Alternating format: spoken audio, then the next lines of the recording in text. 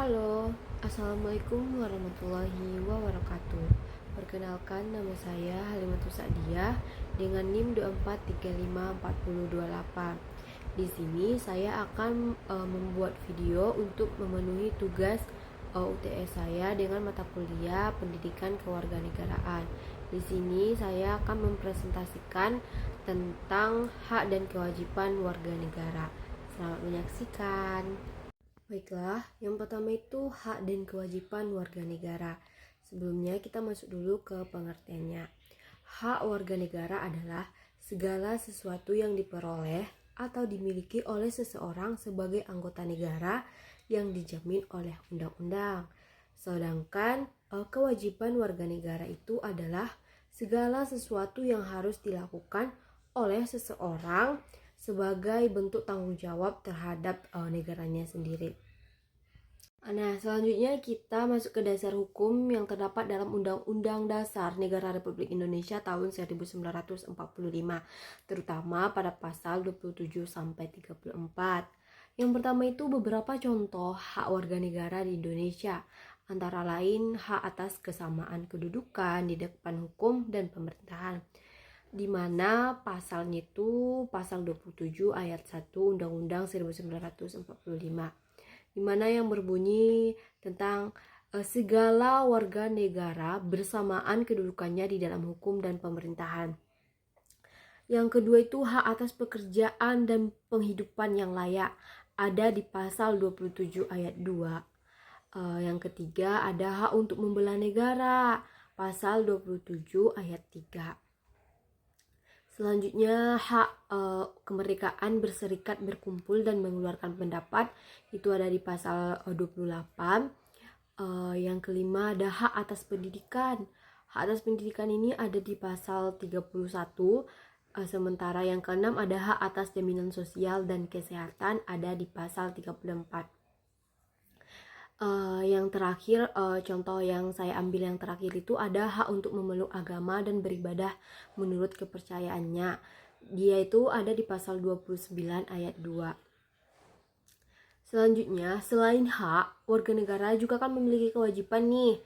Yang pertama itu menjunjung tinggi hukum dan pemerintahannya.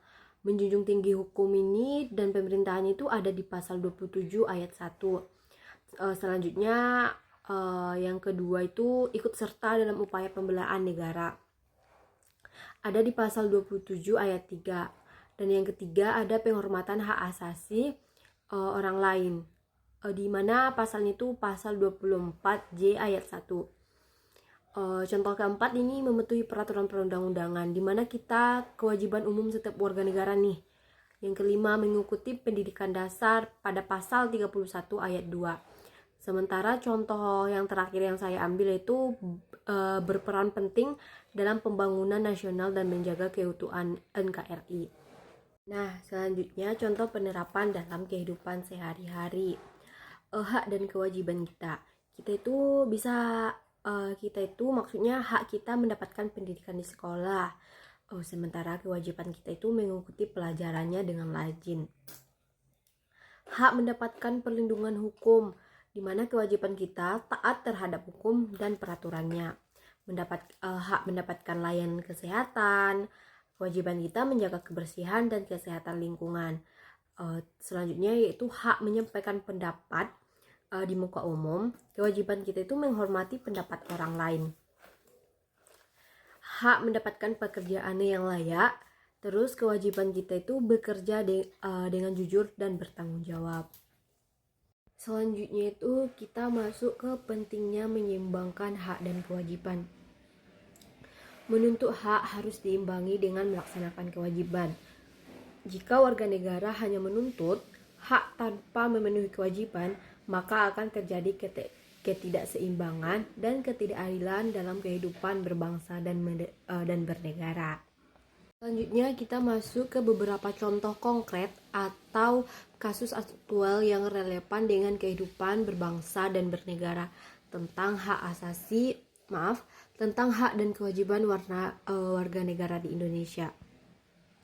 Yang pertama itu hak mendapatkan pendidikan dan kewajiban mengikuti pendidikan dasarnya. Kasus aktualnya itu program wajib belajar 12 tahun, di mana hak setiap anak Indonesia berhak memperoleh pendidikan dasar sampai menengah secara gratis. Kewajibannya di mana orang tua kita wajib menyekolahkan anaknya dan anak wajib mengikuti kegiatan belajarnya. Contohnya nih, pemerintah kan menyediakan bantuan operasional sekolah atau yang disebut BOS dan program Indonesia Pintar yang disebut PIP agar semua warga bisa bersekolah. Yang kedua ada hak atas kesehatan dan kewajiban menjaga kesehatan. Kasus aktualnya itu di mana program BPJS dan kesehatan, hak kita itu hak warga negara berhak mendapatkan layanan kesehatan melalui BPJS, di mana kewajibannya itu masyarakat wajib menjaga kebersihan lingkungan dan membayar iuran BPJS sesuai ketentuannya. Contohnya itu ada saat pandemi COVID-19 itu, masyarakat berhak mendapatkan vaksin gratis tetapi juga wajib mematuhi protokol kesehatan, di mana kita itu memakai masker, menjaga jarak, dan yang lain-lain. Yang ketiga itu ada hak memilih dan dipilih dan kewajiban mengikuti pemilu. Kasus aktualnya itu pemilu serentak 2024. Haknya setiap warga negara yang berusia 17 tahun ke atas berhak memilih dalam pemilu. Teman-teman semuanya yang sekarang yang berumur 17 tahun itu berarti sudah bisa memilih dalam pemilu. Selanjutnya yaitu kewajibannya. Warga negara wajib menggunakan hak pilihnya secara bertanggung jawab dan damai. Kita itu wajib nih menggunakan hak pilihannya secara bertanggung jawab dan damai. Menurut contohnya jangan milih dua gitu, atau kita itu memilihnya tuh tanggung jawab satu yang benar-benar akan menjadi contoh.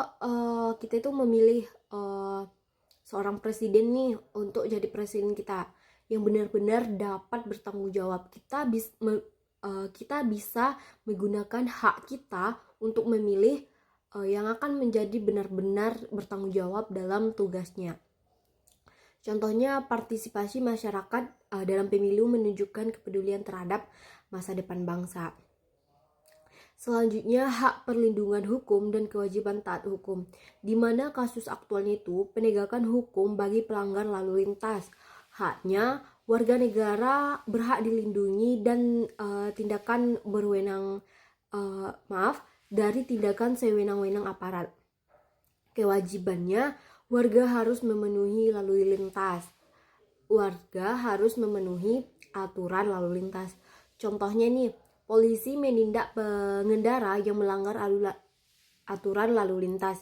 Sementara pengendara juga berhak mendapatkan perlakuan yang adil. Mungkin contoh yang terakhir yang saya ambil itu yaitu hak atas lingkungan hidup yang baik dan kewajiban menjaganya. Kasus aktualnya itu yaitu gerakan penanaman pohon dan pengurangan sampah plastik. Haknya warga negara berhak atas lingkungan yang bersih dan sehat, sedangkan kewajibannya itu masyarakat wajib menjaga kelestarian lingkungannya. Contohnya adanya program Gerakan Indonesia Bersih dan Bank Sampah di berbagai daerah menunjukkan partisipasi warga negara di lingkungan. Di berbagai daerah atau di sekolah nih, di sekolah itu sudah banyak diterapkan di mana bank sampah, adanya bank sampah. Mungkin itu saja kalau contoh aktual yang saya ambil ya. Selanjutnya itu contoh analisis reflektif yang mengaitkan materi hak dan kewajiban warga negara dengan nilai-nilai Pancasila dan tanggung jawab warga negara. Yang pertama, di sila pertama itu ketuhanan yang Maha Esa ya. Nilai yang terkandung keimanan, toleransi, dan kebebasan beragama. Keterkaitannya itu hak warga negara untuk memeluk agama dan beribadah sesuai kepercayaan yang di lingkungan oleh yang dilindungi oleh negaranya. Selanjutnya itu kewajiban warga negara untuk menghormati perbedaan keyakinan dan tidak memaksakan agama kepada orang lain. Refleksinya itu dengan melaksanakan nilai sila pertama, warga negara membangun kehidupan berbangsa yang rukun, damai, dan beradab. Di sila kedua itu kan kemanusiaan yang adil dan beradab, di mana nilai yang terkandung menghargai martabat manusia, adil, dan menjunjung hak asasi. Keterkaitannya itu hak atas perlakuan yang adil di depan hukum dan hak atas kesejahteraan sosial, di mana kewajiban menghormati hak orang lain, tidak melakukan diskriminasi, dan bersikap saling tolong-menolong. Di mana refleksinya yaitu warga negara yang beradab akan memperjuangkan keadilan bagi semua dan menolak ketidakadilan sosial. Yang ketiga itu sila persatuan Indonesia ya, di mana nilai yang terkandung cinta tanah air, solidaritas, dan semangat kebangsaan. Keterkaitannya itu hak untuk merasa aman dan bangga sebagai bagian dari bangsa Indonesia, kewajiban membela negara, menjaga keutuhan NKRI, dan menjaga persatuan di tengah perbedaan. Refleksinya itu melaksanakan hak dan kewajiban dengan semangat persatuan, membantu menciptakan negara yang damai dan utuh. Yang selanjutnya di sila keempat, di mana bunyinya kerakyatan yang dipimpin oleh hikmat kebijaksanaan dalam permusyawaratan perwakilan. Nilai yang terkandung itu yaitu demokrasi, musyawarah, dan tanggung jawab dalam mengambil keputusan. Keterkaitannya yaitu hak untuk menyampaikan nilai yang terkandung itu demokrasi, musyawarah, dan tanggung jawab dalam mengambil keputusan. Sedangkan keterkaitannya itu hak untuk menyampaikan pendapat, memilih dan dipilih, serta ikut dalam pemerintahan. Kewajibannya untuk menghormati keputusan bersama dan menjaga ketertiban demokrasi. Refleksinya itu demokrasi berjalan baik jika warga negara menggunakan haknya secara bijak dan menghormati perbedaan pandangan. Yang terakhir itu sila kelima, di mana keadilan sosial bagi seluruh rakyat Indonesia. Nilai yang terkandung yaitu pemerataan, kesejahteraan, dan tanggung jawab sosial. Keterkaitannya itu hak atas pendidikan, kesehatan, dan penghidupan yang layak. Kewajiban untuk bekerja keras, menghormati orang lain, dan ikut berperan dalam pembangunan. Refleksinya itu warga negara yang adil dan peduli sosial, membantu menciptakan kesejahteraan sosial.